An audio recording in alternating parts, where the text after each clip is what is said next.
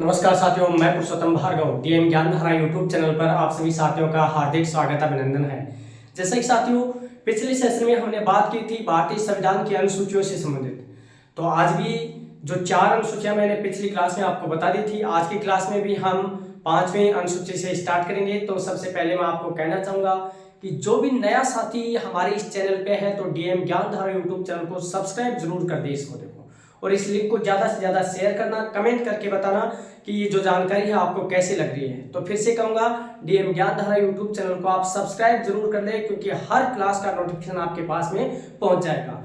तो आज के सेशन में हम बात करेंगे 5वीं अनुसूची की। तो इससे पहले मैं आपको कहूँ कि इस सेशन को लास्ट टाइम तक ज्वाइन करके रखना है और अपने WhatsApp status, social media platform पर इसको ज़्यादा से ज़्यादा शेयर करना, क्योंकि निश्चित रूप से यहाँ से आपको एक अच्छा कंटेंट, एक ऑफलाइन क्लास जैसा आपको उपलब्ध हो रहा है। तो साथियों मैं आशा और उम्मीद करता हूँ कि इस क्लास को आप ज़्यादा से ज़्यादा प्यार और भरोसा के साथ में पढ़ेंगे, और निश्चित रूप से आगामी समय में होने वाली प्रतियोगी परीक्षाओं के लिए ये क्लासें, ये जो सेशन आपके लिए बहुत ही उपयोगी साबित होने वाले हैं। चलिए बात करते हैं टॉपिक पर।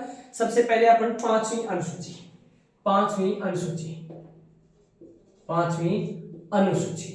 उससे पहले मैं आपको एक बात कहना चाहूंगा कि पहली अनुसूची में हमने सभी राज्यों के नाम व क्षेत्रफल के बारे में पढ़ा था, दूसरी अनुसूची में वेतन भत्ते और पेंशन, तीसरी अनुसूची में शपथ के बारे में, और चौथी अनुसूची में साथियों राज्यसभा में सीटों का आवंटन के बारे में हमने पढ़ा था। 4 अनुसूचियां पढ़नी है। आज अपन पढ़ेंगे साथियों 5वीं अनुसूची।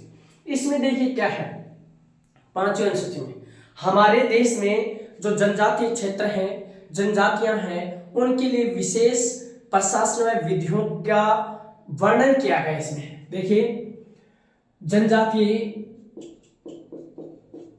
क्षेत्रों व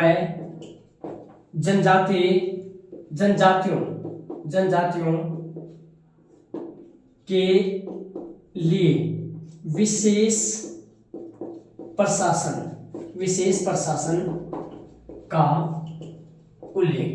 देखिए इसमें क्या है, 5वीं अनुसूची में हमारे देश में जो ट्राइबल एरिया है, ट्राइबल कास्ट है, उनके लिए विशेष तो क्या प्रशासन की, इसके अंदर क्या किया गया है, विशेषता की गई है, विशेष प्रशासन के बारे में उल्लेख किया गया है। कौन सी 5वीं अनुसूची में।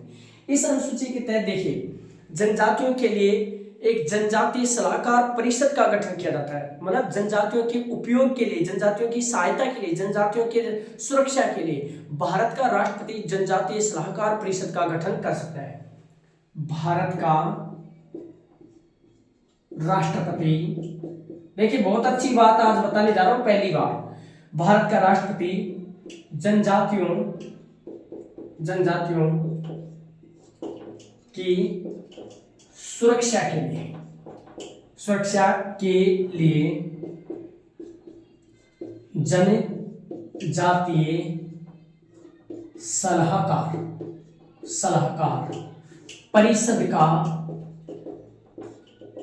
देखिए कौन सी परिषद, जनजातीय सलाहकार परिषद का गठन करता है। ये क्वेश्चन आ सकता है आपके, देखिए कि भारत में जनजातीय सलाहकार परिषद का गठन कौन करता है, भारत का राष्ट्रपति करता है। साथियों इस जनजातीय सलाहकार परिषद में कुल सदस्यों की संख्या कितनी होती है, 20 सदस्य होते हैं। किससे होता है, 20 सदस्य। अब साथ ही सुनिए 5वीं अनुसूची का हमारे संविधान के अनुच्छेद 244 1 से संबंध है। अनुच्छेद कौन सा, 1, अनुच्छेद 244 के सब क्लोज 1 से 5वीं अनुसूची का संबंध संविधान के अनुच्छेद 244 के 1 से इसका क्या किया गया है, संबंध है। यहाँ पे जो प्रावधान है वही अनुसूची 5 में।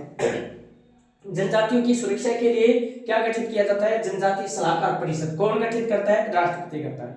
भारत में किसी जाति को जनजातीय जाति घोषित करने का, देखिए बहुत अच्छा क्वेश्चन बताने जा रहा हूं, भारत में किसी भी जाति को जनजातीय जाति घोषित करना किसका अधिकार है, भारत का राष्ट्रपति। भारत का राष्ट्रपति किसी जनजाति को जनजाति घोषित कर सकता है। तो यह अनुसूची कौन सी होगी साथियों, 5वीं अनुसूची हो गई। बड़ी अच्छी जानकारी हमने प्राप्त की है। अब देखिए 6ठी अनुसूची के बारे में अपन साथियों चर्चा करेंगे आज की क्लास में। 5वीं आपके समझ में आई कि जनजातीय क्षेत्रों के लिए, जनजातियों के लिए विशेष प्रशासन का इसमें क्या किया गया है, उल्लेख किया गया है। 6ठी अनुसूची देखिए छठी अनुसूची का क्या है, इसमें देखिए 4 राज्यों के लिए, 4 राज्य कौन से, असम, मेघालय, मिजोरम, त्रिपुरा के जनजातीय क्षेत्रों के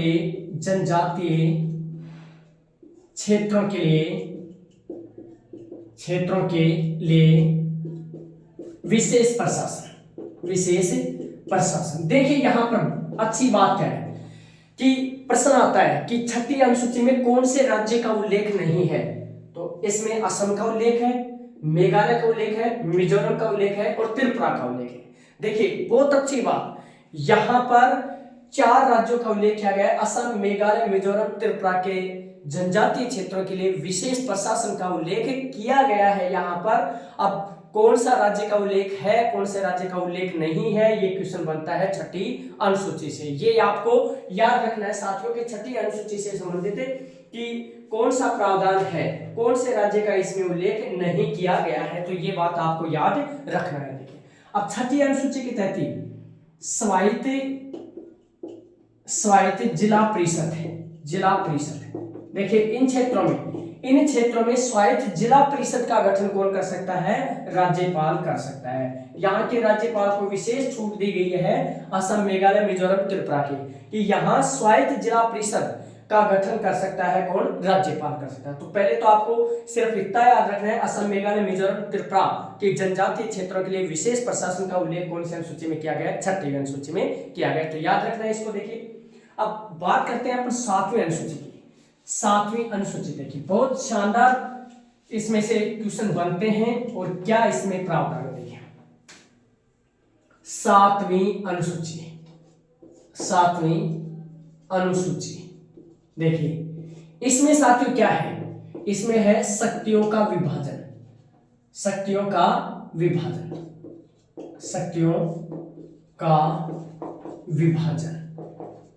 इसमें संघात्मक शासन व्यवस्था का उल्लेख, संघीय शासन व्यवस्था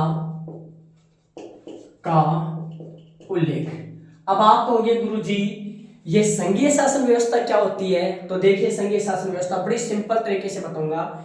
एक शासन तो होता है संघात्मक शासन, एक शासन क्या, संघात्मक शासन, ओके, और एक होता है साथियों एकात्मक शासन। एक शासन क्या होता है, एकात्मक शासन। मूल रूप से संघात्मक शासन और एकात्मक शासन में जो अंतर होता है वो क्या होता है, जिस भी राष्ट्र में, जिस भी राज्य में, जिस भी देश में संघात्मक शासन अपनाया गया है तो उसमें देखो क्या होता है कि कानून बनाने की शक्तियों का विकेंद्रीकरण किया जाता है। विकेंद्रीकरण का मतलब अलग अलग जगह बांट दिया जाता है। जैसे केंद्र सरकार को भी कानून बनाने का अधिकार होता है, ओके, ये केंद्र सरकार, राज्यों की सरकार को भी कानून बनाने का अधिकार होता है और स्थानीय स्वशासन को भी कानून बनाने का अधिकार होता है। देखिए ये केंद्र सरकार, ठीक है, केंद्र सरकार, और ये राज्य सरकार, ठीक है, और ये साथियों स्थानीय स्वशासन।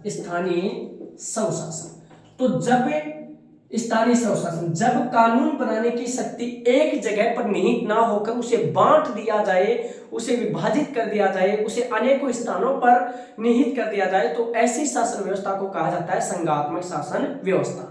अब एकात्मक किसे कहा जाएगा, सीधा सा, जब कानून बनाने की शक्ति केवल एक ही स्थान पर हो, जैसे ये केंद्र सरकार, ये केंद्र सरकार है। जब कानून बनाने की शक्ति एक ही स्थान पर नहीं तो वो भी कहां पर, केंद्र में, और यहाँ का बनाया गया कानून संपूर्ण देश में लागू होता हो, अन्य किसी भी इकाई को कानून बनाने का अधिकार प्राप्त न हो, तो ऐसी शासन व्यवस्था को कहा जाता है एकात्मक शासन व्यवस्था। अब हम यहाँ पर 7वीं अनुसूची क्या करिए, संघात्मक शासन व्यवस्था, संघीय शासन व्यवस्था के बारे में ये जिक्र कर रहे हैं। सबसे पहले सुनिए, देखो साथियों, यहाँ पर हमने ये जो संघात्मक, हमारे देश में यही है, केंद्र को भी कानून बनाने का अधिकार है, राज्य को भी अधिकार है, और स्थानीय स्वशासन को भी हमारे यहाँ देश में कानून बनाने का अधिकार है। आप सुनिए, देखो संघात्मक शासन व्यवस्था भारत के संविधान में संघीय शासन व्यवस्था कनाडा के संविधान से ली गई है। कहां के संविधान से ली गई है? संघात्मक शासन व्यवस्था कनाडा के संविधान से ली गई है। एक तो ये याद रखना है। दूसरा देखिए संघात्मक की इसमें क्या व्यवस्था है? शक्तियों का विभाजन। देखिए इसमें इसे एक सूचियों की सूची भी कहा जाता है, सूचियों की सूची भी कहा जाता है। पहले तो खुद 7वीं अनुसूची है, इसमें 3 सूचियां और हैं, इसलिए इसे सूचियों की सूची भी कहा जाता है। देखिए एक तो है संघ सूची, एक तो कौन सी है? संघ सूची। एक है साथियों राज्य सूची, एक कौन सी है? राज्य सूची। और एक है साथियों समवर्ती सूची। एक कौन सी है? समवर्ती सूची। देखिए 3 सूचियों का उल्लेख है 7वीं अनुसूची में। संघ सूची, इसमें जितने भी विषय हैं उन सभी विषयों पर कानून बनाने का अधिकार होता है। किसको? इस पे कानून बनाने का अधिकार होता है केंद्र सरकार को। संघ सूची के विषयों पर कानून बनाने का अधिकार केंद्र सरकार को। किसको होता है? केंद्र सरकार। राज्य सूची के विषयों पर कानून बनाने का अधिकार होता है राज्य सरकार को। समझ में आया? बिल्कुल। देखिए समवर्ती सूची, इस पर केंद्र व राज्य दोनों ही सरकारें कानून बना सकती हैं। केंद्र सरकार भी कानून बना सकती है और राज्य सरकार भी कानून बना सकती है। यदि समवर्ती सूची के विषय पर केंद्र ने भी कानून बनाया और राज्य ने भी, और दोनों के बीच में टकराव हो, तो ऐसे में केंद्र सरकार के द्वारा बनाया गया कानून मान्य होता है। बात करें कि ये तीनों जो अनुसूचियां हैं इनका उल्लेख कौन से अनुच्छेद में है? तो 246 वाला जो नंबर का अनुच्छेद है 246, इसमें इसका उल्लेख किया गया है। अब देखिए एक तो है मूल संविधान और एक है साथियों वर्तमान संविधान, वर्तमान आज के दिन। देखिए मूल संविधान में इसमें विषयों की संख्या कितनी थी? 97 संघ सूची में। वर्तमान में भी 97, लेकिन उपभागों सहित कितने हैं? 100। मूल संविधान में राज्य सूची में विषयों की संख्या 66, वर्तमान में इसमें कितनी है साथियों? 61। समवर्ती सूची में मूल संविधान में 47, वर्तमान में कितनी है? 52। गुरुजी ये क्या हुआ?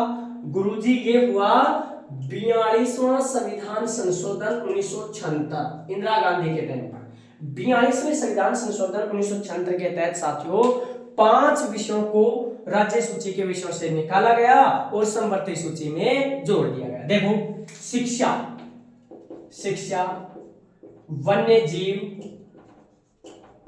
व पक्षियों का संरक्षण, व पक्षियों का संरक्षण, वन्य जीव व पक्षियों का संरक्षण। एक है बाट व मापतोल, बाट व मापतोल, मापतोल। एक है जनसंख्या नियंत्रण या जनसंख्या नियोजन। इस तरीके से ये विषय किसमें शामिल कर दिए गए? समवर्ती सूची में शामिल कर दिए गए। वन्य पक्षी, वन्य जीव व पक्षियों का संरक्षण, ये इसमें शामिल कर दिया गया। बाट व मापतोल, याद रखना शिक्षा अपने आप में समवर्ती सूची का विषय है, ये याद रखना। देखिए अब देखिए यहां पर जो संघ सूची है, समवर्ती सूची है, राज्य सूची है, समवर्ती। ये जो समवर्ती सूची है ना, ये समवर्ती सूची हमने भारत के संविधान में कहां से ली है?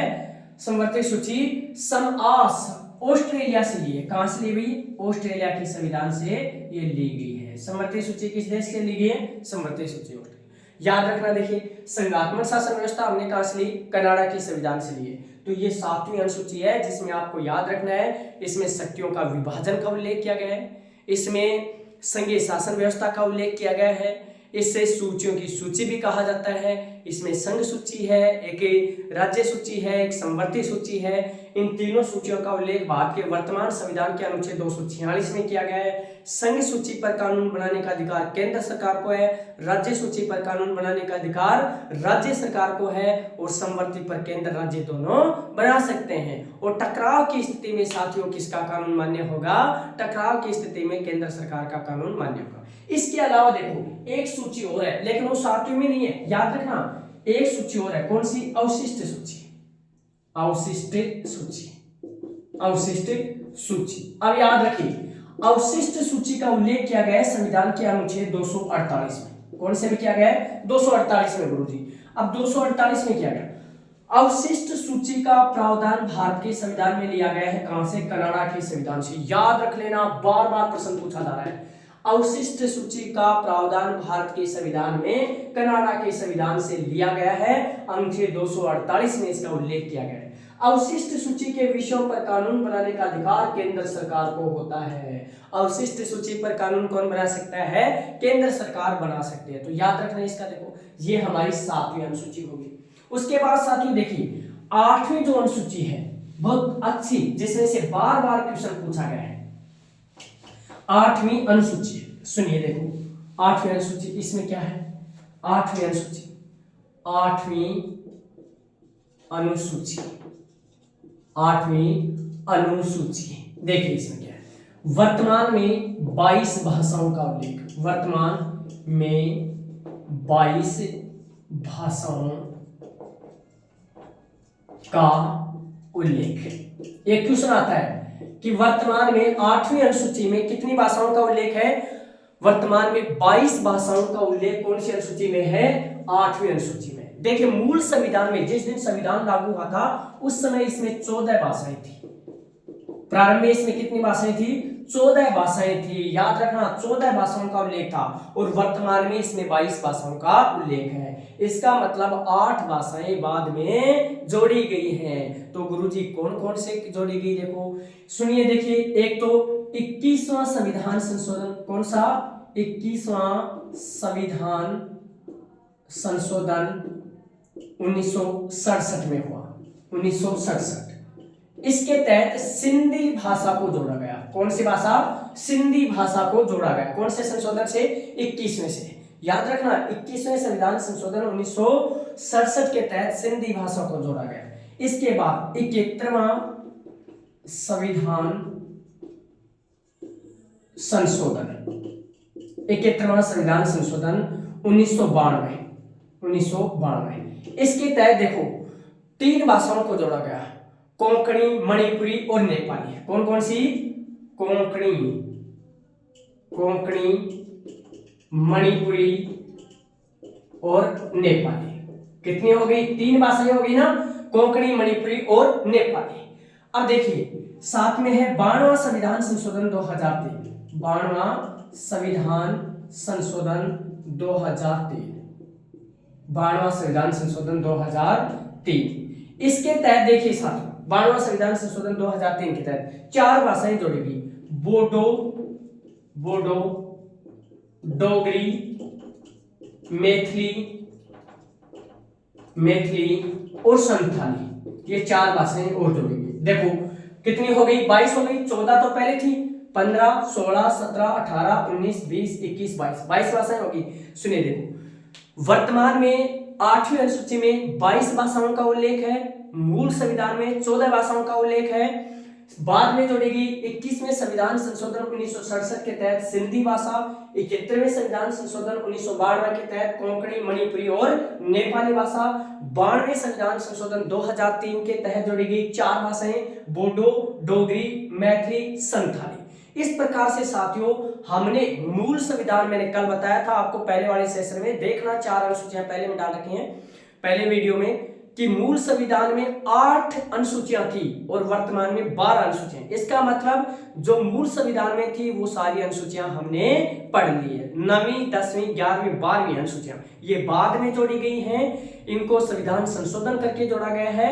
तो ये जो अनुसूचियां हैं इसको आपको याद करना है। अब देखिए शॉर्ट में कैसे आपको याद करना है, मैं आपको बताता हूं कि ये 8 अनुसूचियां हैं, इसको कैसे याद करना है।